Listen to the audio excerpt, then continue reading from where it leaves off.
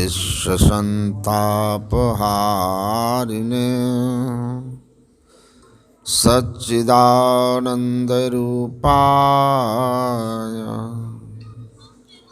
रामाय गुरवे नमः। धन्य धन्य सद्गुरु सुखद महिमा कही न जाए। जो कुछ कहूँ तुम्हारी कृपा मोतें कछु न बसाए। मंच पर विराजमान पूज्यपाद डॉक्टर स्वामी विवेकानंद जी महाराज, स्वामी निर्मलानंद जी महाराज तथा स्वामी शशिभूषण जी महाराज एवं समस्त गुरुजनों के श्री चरणों में नमन। अर्चनीय वंदनीय साधु समाज,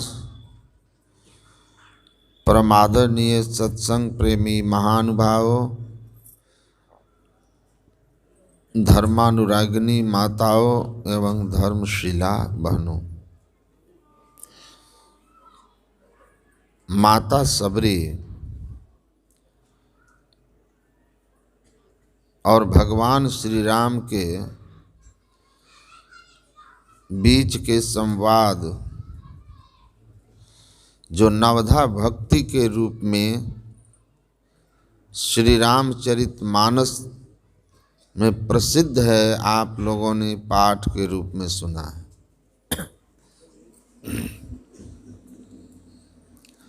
राम की जो महिमा है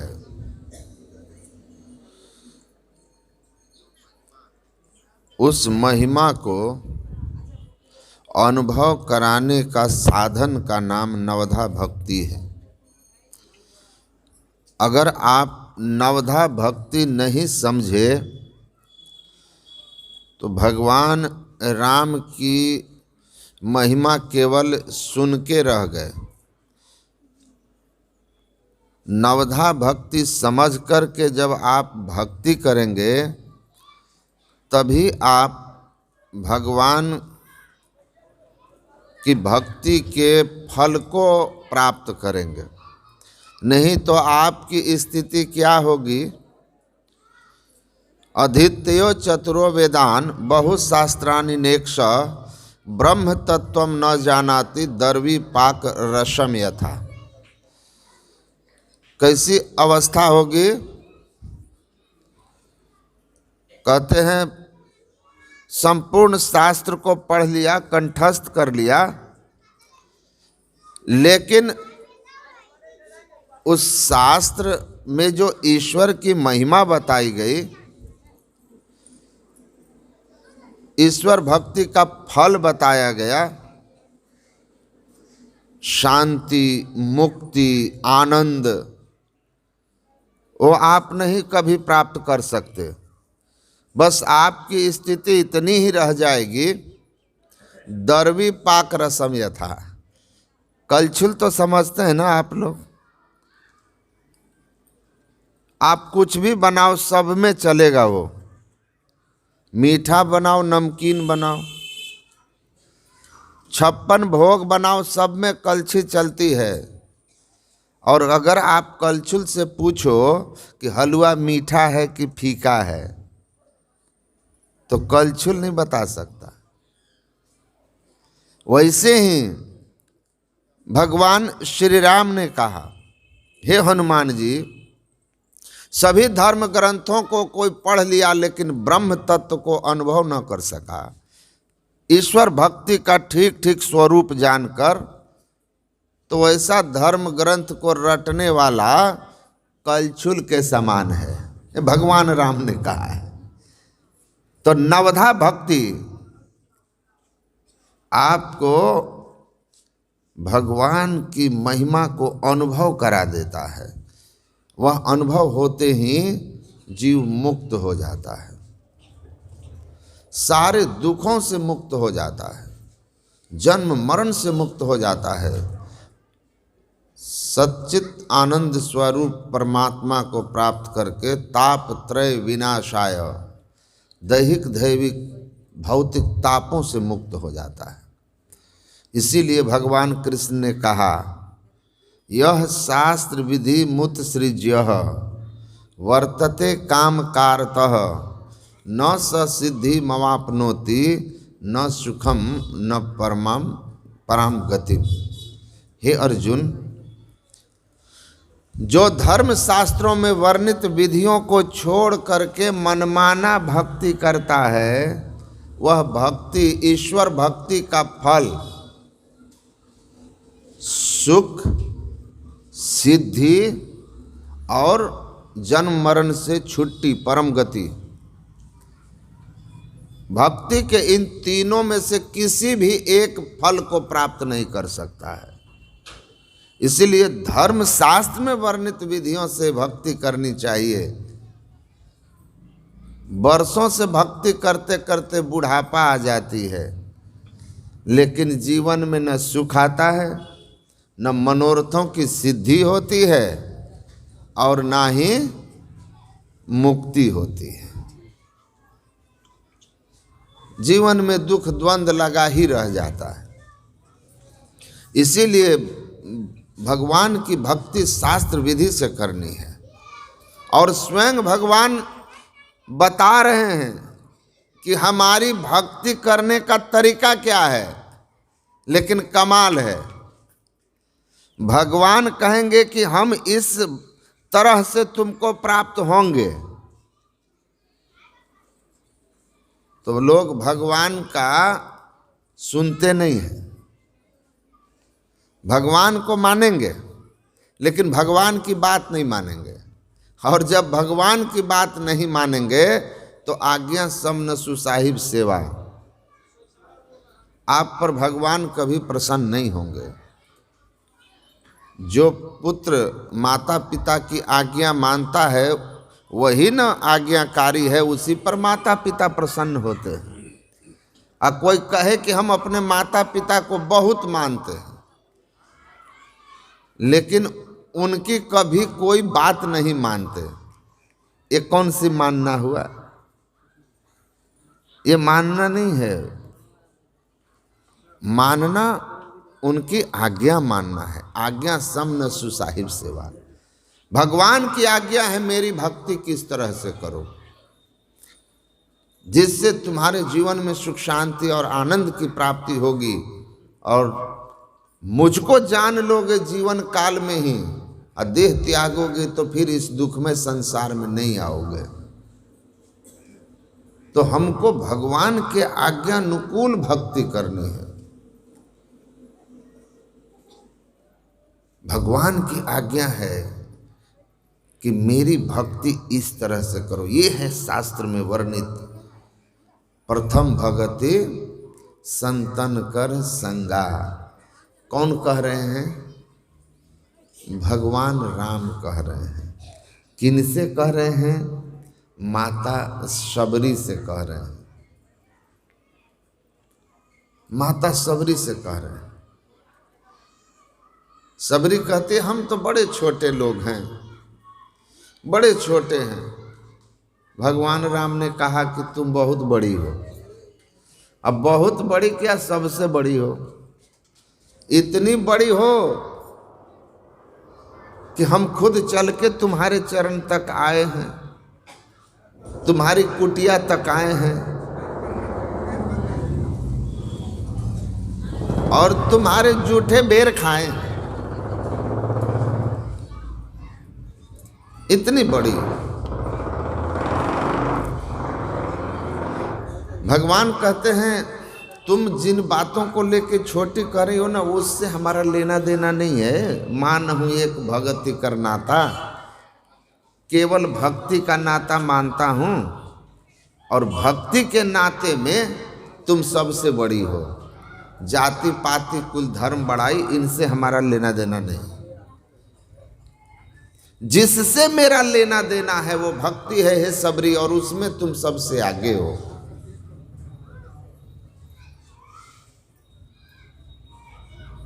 सबसे आगे हो।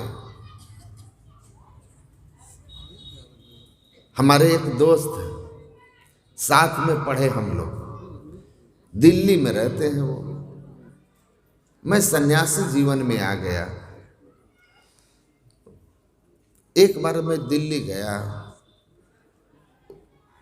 तो संपर्क किया, आग्रह किया कि आप आ जाइए। तो हमने कहा कि ठीक है आएंगे। मैं उसके घर पे गया, दिल्ली में उनका घर है। तो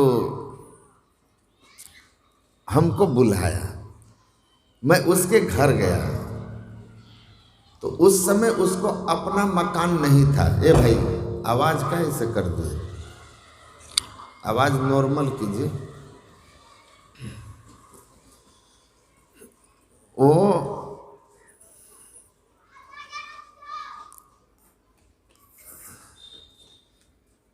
तब किराए के मकान में रहते थे। उनके पिताजी उधर ही नौकरी करते थे। बाद में इसकी भी सर्विस हो गई तो वहीं किराए के मकान में रहते थे। नीचे जो है मकान मालिक रहता था। मैं उनके घर गया तो मेरे दोस्त की पत्नी थी, उनके माता पिता भी थे। तो मैंने उनसे कहा कि भाभी जी आप लोगों के यहाँ मांस मछली बनता है, दोस्त के आग्रह पर मैं आया हूँ, तो मुझे फल उल खिला दीजिएगा, बाकी आपके घर का बर्तन जो है उसमें मैं नहीं खा सकता।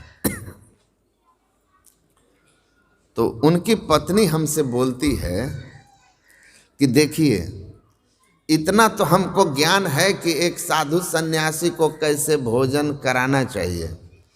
मैं सुबह उठकर स्नान वगैरह करके सब कुछ धो धा दी हूँ, चूल्हा तक जो है मैं मांग के नीचे से लाई हूँ, बर्तन भी नीचे से मांग कर लाई हूँ,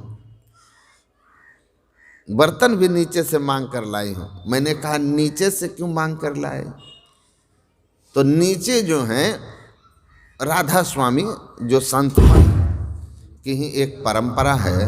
अरे रहने दो यार, जो यहाँ बैठे हैं वो सुने ठीक से, जो यहाँ नहीं आए उनको सुनाने के लिए हम नहीं आए हैं, उनके लिए और लोग हैं जो इतना समय नहीं निकाल सकते कि आकर सत्संग सुन सकें, तो फिर उन घर में सुनेंगे।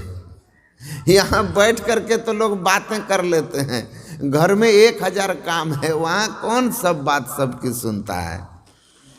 बस ये तो जानकारी देने के लिए आवाज़ दूर तक फैलाया जा रहा है कि जो आना चाहे वो आ सकते हैं।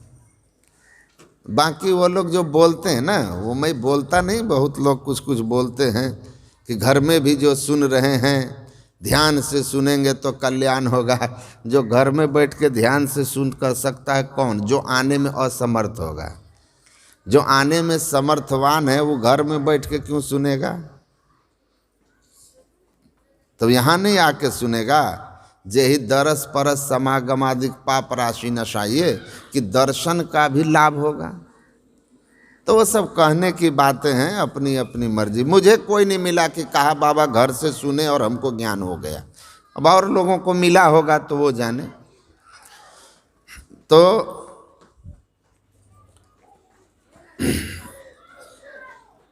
मैं कह रहा था कि कहा कि नीचे से लाया हूँ, राधा स्वामी मत में वे लोग सत्संगी हैं।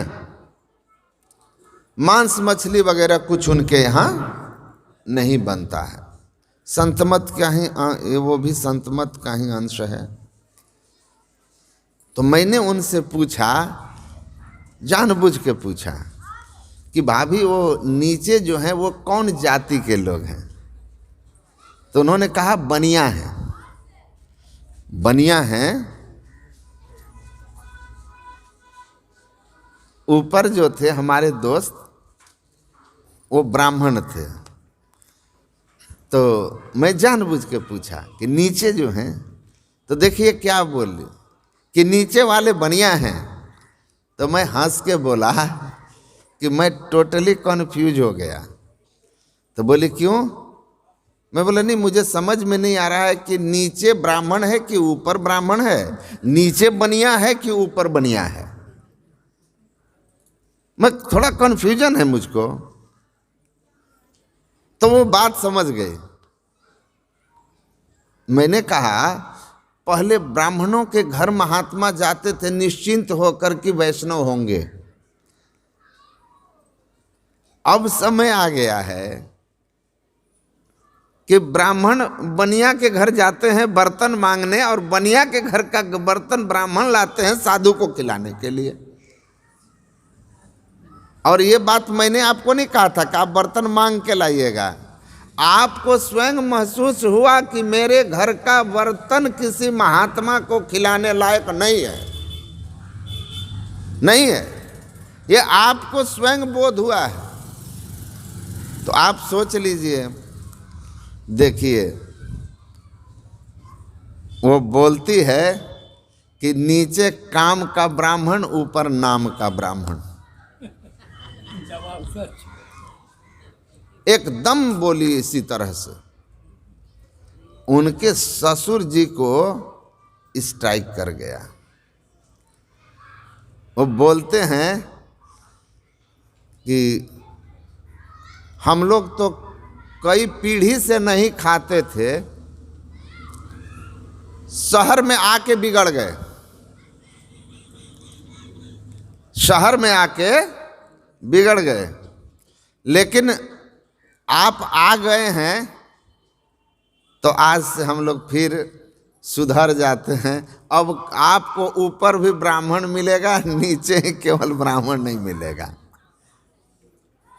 सद्गुरु महाराज की जय। अपने में वो सुधार ले आए।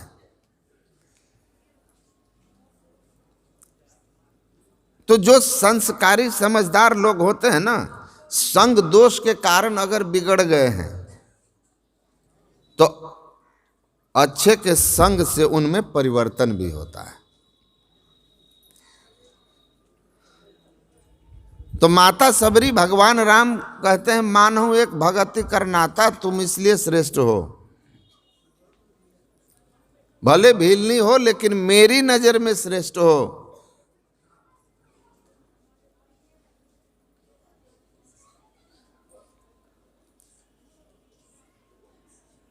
तो भगवान राम शास्त्र विधि समझाते हैं, कौन सी भक्ति करके माता सबरी इतना श्रेष्ठ हो जाती है कि तजजोग पावक देह हरिपद लीन भई जहाँ नहीं फिरे। जब देह त्यागती है तो अपने देह को साधारण अग्नि में नहीं त्यागती, योगाग्नि में त्यागती है। वो योगाग्नि अपने अंदर में है, उस योगाग्नि को भक्ति के द्वारा प्रकट करती है। शास्त्र विधि से बताई हुई इसी नवधा भक्ति के द्वारा अपने अंदर में प्रकट करती है और देह का त्याग करती है, तो परम गति को प्राप्त करती है। तो वो भक्ति कौन सी है माता सबरी की, जो भगवान राम उनके कुटी पर जाकर उनके जूठे बेर खा लेते हैं और वो परम गति को प्राप्त करती है योगाग्नि में देह त्याग कर। इसी भक्ति को भगवान राम वर्णन करने जा रहे हैं। अच्छा सुनिए सुनिए सुनिए, पोता से ज़्यादा प्रेम होता है। व्यापारी को जो है ना, मूल से ज़्यादा सूद में लगाव होता है,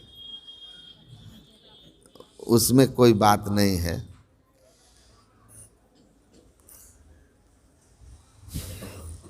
तो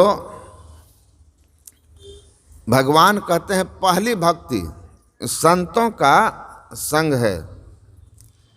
प्रथम भगति संतन कर संगा, आ दूसरी रति मम कथा प्रसंगा। संतों का संग करना पहली भक्ति, ये सत्संग में आना परमात्मा की पहली भक्ति का शुभारंभ है। पलटू साहब ने कहा, तीरथ बरत में फिरे बहु चितलाई के, आ जल पाषाण को पूजी मुए पछताई के, वस्तु न सूझी जाए आपने हाथ में। अरे हाँ पलटू, जो कुछ मिले सो मिले संत के साथ में। जब तक संत का साथ नहीं तब तक भक्ति का शुभारंभ नहीं। इसीलिए बिना सत्संग भगति नहीं, तेहि बिनु द्रवहीन राम। बिना सत्संग के भक्ति हो ही नहीं सकती। बिनु भक्ति स्वतंत्र सकल सुख खानी, बिनु सत्संग न पावहि प्राणी। अब पुण्य पुंज बिनु मिलहि न संता, सत्संगति संस्कृति कर अंता।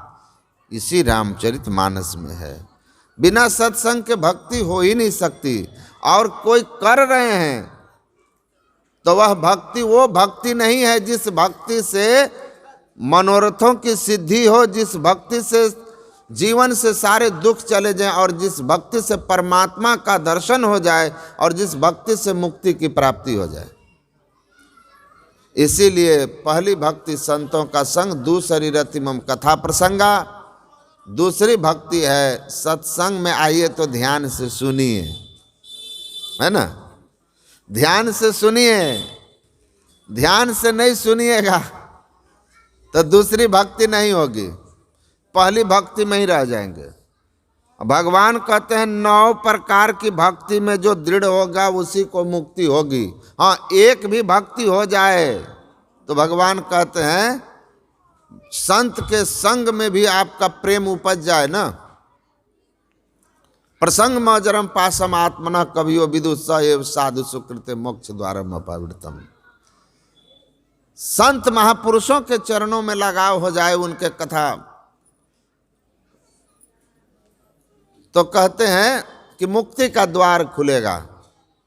और संसारी लोगों के साथ संबंध जुड़ा तो समझो कि नाथ नरक कर पंथ नरक का द्वार खुलेगा।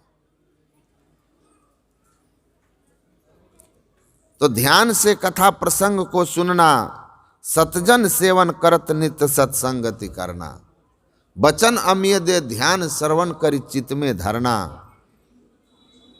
चित्त में उसको धारण कीजिए, सुनिए, समझिए और अपने जीवन में उतारिए। तो सुनना ध्यान से दूसरी भक्ति है।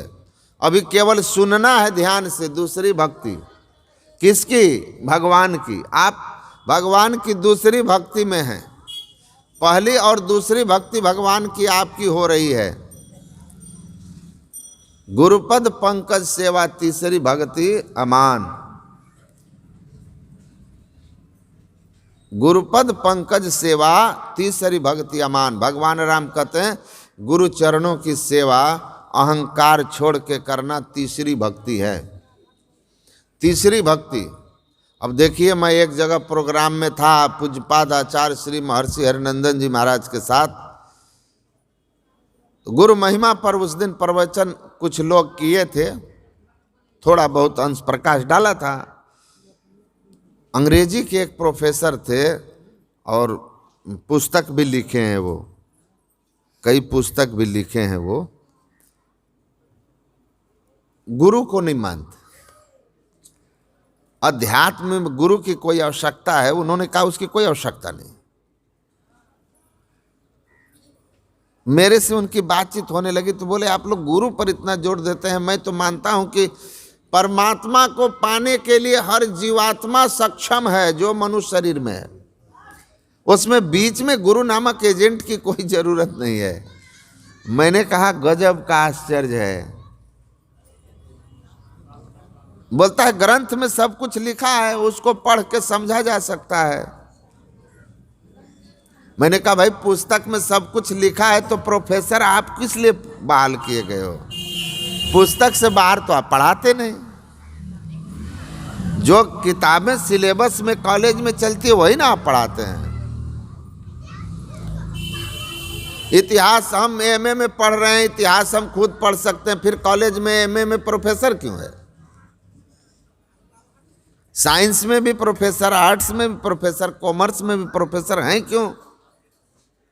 सहजो कार्य जगत के बिन गुरु पूरे नाही, आ गुरु तो हरि तो गुरु बिन क्यों मिले, समझ देख मन माही। छोटा छोटा काम संसार का नहीं होता, इसीलिए तो गुरु महाराज कहे विद्यालय से सब टीचर को हटा दो और ग्रंथ सब रख दो, एक बच्चा कुछ नहीं सीखेगा। तो मैंने उनसे कहा ग्रंथ में है फिर प्रोफेसर है, पुस्तक में ज्ञान है फिर भी समझाने के लिए प्रोफेसर है। उसी तरह धर्म ग्रंथों के ज्ञान को समझाने के लिए सद्गुरु है, संत हैं। जानना भेद यह गुप्त किसी ग्रंथ से है असंभव, सीख लो किसी संत से। नहीं सीख पाओगे। ढूंढत मूढ़ ग्रंथन में लिखी कागज में कहीं राम लुकाही।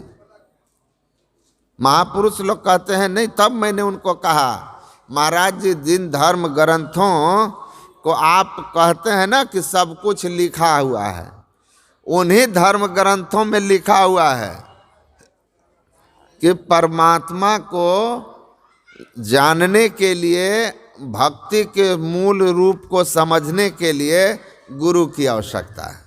उन ग्रंथों में ही लिखा हुआ है। ठीक से कोई ग्रंथ पढ़ोगे तो गुरु की महिमा को इनकार नहीं कर सकोगे। वेद पढ़ोगे वहां भी मिलेगा कि गुरु चाहिए, गुरु कीजिए। गीता में भगवान कृष्ण अर्जुन को क्या कहते हैं कि अगर मेरा तत्व रूप से अनुभूति करना चाहते हो तो तद विधि प्रणिपाते न परिप्रश्न सेवया उपदेक्षन्ति ते ज्ञानम ज्ञानिनस् तत्वदर्शिना। ठीक से गीता पढ़ेंगे तो आपको समझ में आ जाएगा कि गीता के मर्म को जानने के लिए तत्व विवेचन, ईश्वर का तत्व स्वरूप अनुभव करके मुक्ति पाने के लिए क्या करना होगा? गुरु की शरणागति लेनी होगी। तो कोई भी ग्रंथ आप पढ़ लें उसमें गुरु की महिमा है। भगवान शिव माता पार्वती से कहते हैं, माता पार्वती, सभी ग्रंथों में शिव ने पार्वती को उपदेश किया, लेकिन एक ग्रंथ है रुद्रयामल, उसमें माता पार्वती ने शिव भगवान को कहा गुरु भक्त्या परो नास्ति भक्ति शास्त्रे तु सर्वतः गुरु पूजा बिना नाथम कोटि पुण्यम वृथा भवेत। गुरु भक्ति से बढ़कर कोई भक्ति नहीं है। हे स्वामी, बिना गुरुमुख हुए, बिना सच्चे सद्गुरु की भक्ति किए मनुष्य के द्वारा किए हुए करोड़ों पुण्य व्यर्थ हो जाते हैं। बिना गुरु जप तप दान व्यर्थ व्रत तीर्थ फल नहीं दाता, और लक्ष्मीपति नहीं सिद्ध गुरु बिनु वृथा जीव जग जाता। दो बहुत ही एक संभ्रांत परिवार के ऊंचे कुल के पढ़े लिखे, मेरा ऊंचा कुल का मतलब कोई ऊंची जाति से मत लीजिएगा, ऊंचा कुल मतलब संस्कार से बड़े ऊंचे लोग हैं। हालांकि जाति परंपरा व्यवस्था जो बनाई उसमें भी ऊंचा है, लेकिन वास्तव में ऊंचा वो है जो माता सबरी की तरह है, क्योंकि जो भगवान की नज़र में ऊंचा है। हरि की भक्ति करे जो कोई, असुर नीच से ऊंच से होई। श्रेष्ठ कुल परंपरा के शिक्षित लोग हैं।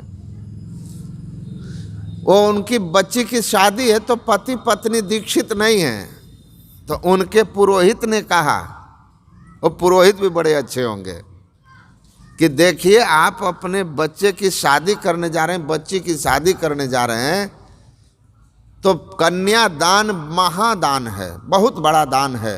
जन्म देकर पाल पोस कर बड़ा करके उसको किसी और को दे देना, जिगर के टुकड़े का दान है, वो सबसे बड़ा दान है। वो ये महापुण्य का काम है, महायज्ञ है। लेकिन आप लोग गुरुमुख नहीं हैं, आपका ये दान फलीभूत नहीं होगा। जितना इसका फल होना चाहिए उसका दशांश भी नहीं होगा। इसलिए आप जा कर के पहले गुरुमुख हो जाइए। देखिए वो लोग कल दीक्षा लेने आ रहे हैं, क्योंकि उनके बच्ची इंजीनियर है, उनकी बच्ची 23 तारीख की शादी है, तो वो गुरुमुख होने आ रहे हैं। पुरोहित ज्ञानी पुरोहित हैं, समझा रहे हैं। व्यर्थ हो जाएगा। और गुरु गुरु होना चाहिए, जहाँ तहाँ गुरुमुख नहीं हो जाना। पान लिया, फूल लिया, और लिया पैसा, 3 फूक फूक दिया, बैल बनो चाहे भैंसा, ऐसा गुरु नहीं। गुरु गुरु होना चाहिए। गुरु दाता दयाल वह काटे जमजाल पल में, कर दे निहाल भजो साध गुरु है। गुरु ऐसा होना चाहिए। गुरुआ तो बहुत तक फिरे ज्ञान ध्यान सुधि नाही, तार सके नहीं एक को गहे बहुत की बाही।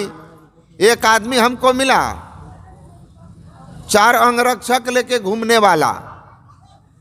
हम उसको पूछे, क्या जी गुरुमुख हो जाओ, गुरुमुख हो जाओ। पुराना परिचय का लड़का था, बहुत उम्र में छोटा, 4 बॉडीगार्ड है उनके। गुरुमुख हो जाओ तो हमको भैया बोलता था। बोला भाई साहब हम तो गुरुमुख हो गए। हम बोले कहाँ गुरुमुख हो गया, किस गुरु से? अपने साथ वाला को कहता है, क्या नाम था रे वो टेम्पू वाला जो हम लोगों को कहा था कि महाराज जी शिव गुरु का चेला बन जाइए और नमः शिवाय कीजिएगा, एगो रुद्राक्ष पहन लीजिएगा, खान पान इसमें कोई परहेज की बात नहीं है।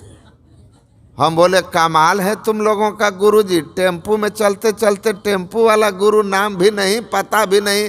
तो बोला नहीं, हमारी कार खराब हो गई थी तो उसका टेम्पू लेके गए थे 4 किलोमीटर, उसी में रास्ते में कहा स्वर दीक्षा भगवान शिव का चेला बन जाइए।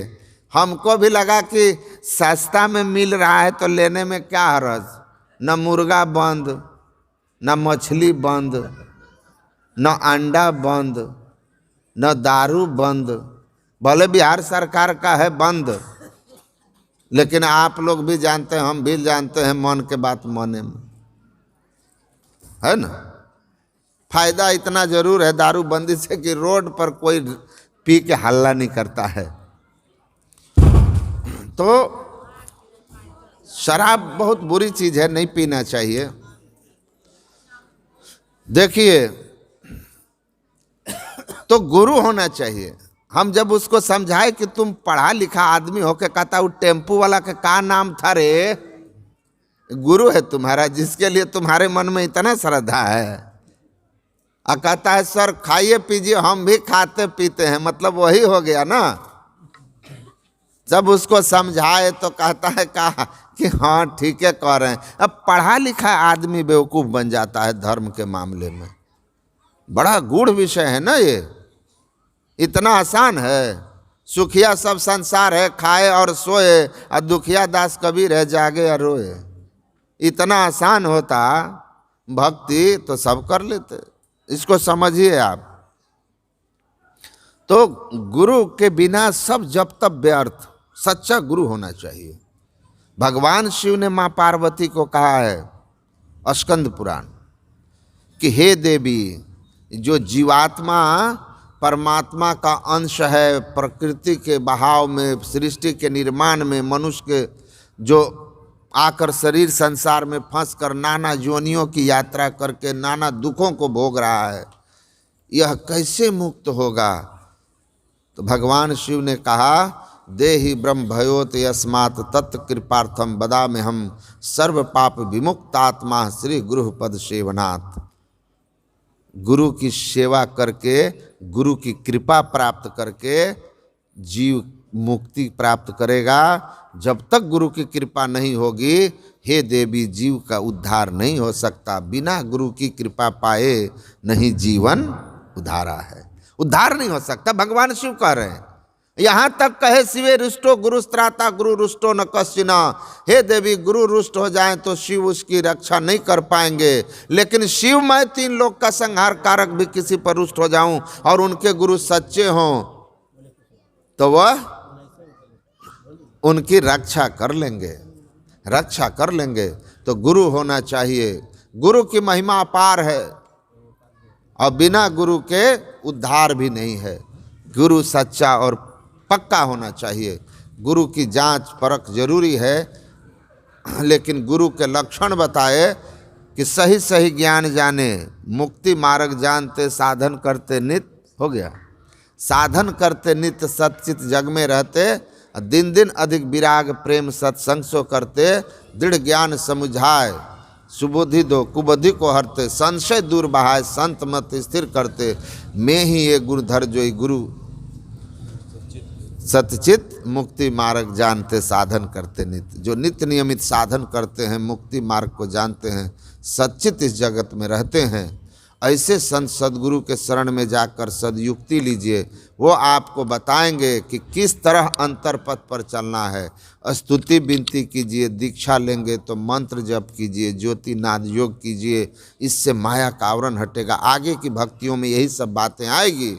चौथी भगति मम गुण गण करई कपट तजिगान, यह स्तुति प्रार्थना है कपट छोड़कर। और पांचवी भक्ति से आती है मंत्र जाप।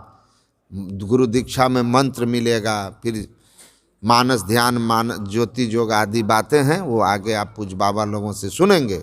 तो ये बात आप अच्छी तरह जान लीजिए कि जब तक संत सद्गुरु न मिलेंगे, शास्त्र विधि से आपकी भक्ति ना होगी, तब तक भक्ति का जो फल है वो आपको नहीं मिलेगा। 1 मिनट का एक बात है। पंजाब में एक माई बोली कि बाबा 30-35 साल हो गए मेरे, लेकिन अब तक कुछ मिला नहीं। तो महात्मा जी एक थे मेरे बगल में बैठे, वो उनसे पूछ रही थी। तो उन्होंने कहा कि क्या भक्ति करती हैं, कहाँ से दीक्षित हैं? तो बोली दीक्षा तो एक मिला था, ऐसे मंत्र दे दिया और कहा कि रोज आरती गाना, ओम जय जगदीश हरे। तो गाती हूँ, भक्त जनों के संकट क्षण में दूर करे। अब 35 साल हो गए महाराज, कुछ मिला नहीं, कुछ मिला नहीं। तो महात्मा जी कहते हैं माई केवल गाने से थोड़ी होगा, उसमें लिखा हुआ है। हम लोग आरती गाते हैं ना, आरती संग सतगुरु के कीजिए, अदृष्टि युगल कर सन्मुख दीजिए, चमके बिंदु सूक्ष्म अति उज्जवल ब्रह्म ज्योति अनुपम लख लीजिए। तो उसमें गुरु महाराज आरती में कह रहे हैं, खाली गाने के लिए नहीं कह रहे हैं, आरती बता रही है कि करना क्या है। कि दृष्टि युगल कर सन्मुख दीजिए, आपको दृष्टि युगल करके सामने देना होगा, तो अंतर ज्योति की प्राप्ति होगी और तब आपको अति सुख होगा, है ना। करना है, उसमें बताया गया आरती में। तो कहा आरती केवल गाने के लिए नहीं है, आरती में जो कहा गया है उसको करना है। इसलिए आरती गाना है कि हमको करना क्या है याद रहे, नित्य नियमित करना है, उसको स्मरण रखना कि ये करना है, इसलिए आरती है। तो उसमें लिखा हुआ है ना कि जो ध्यावे फल पावे, कष्ट मिटे तन का। जो ध्यावे, जो ध्यान करेगा उसको यह फल मिलेगा कि उसका सारा संकट दूर होगा, उसके कष्ट दूर होंगे। कि गाते रहेंगे, तो गाते रहने से तो नहीं होगा। शिकारी आएगा, जाल बिछाएगा, दाना डालेगा, लोभ से फंसना मत, गाते जाओ और आचरण में न लाओ, फंस जाओ, वही होगा। तो करना है, करना है। युक्ति जानकर ध्यान कीजिएगा, शास्त्र विधि से भक्ति कीजिएगा, तो भक्ति का फल सुखम सिद्धिम पराम गतिम, सुख मनोरथ सिद्धि और परम गति की प्राप्ति तीनों होगी। तो आगे भक्ति की महिमा आप सुनेंगे। बोलिए श्री सद्गुरु महाराज, श्री सद्गुरु महाराज की जय।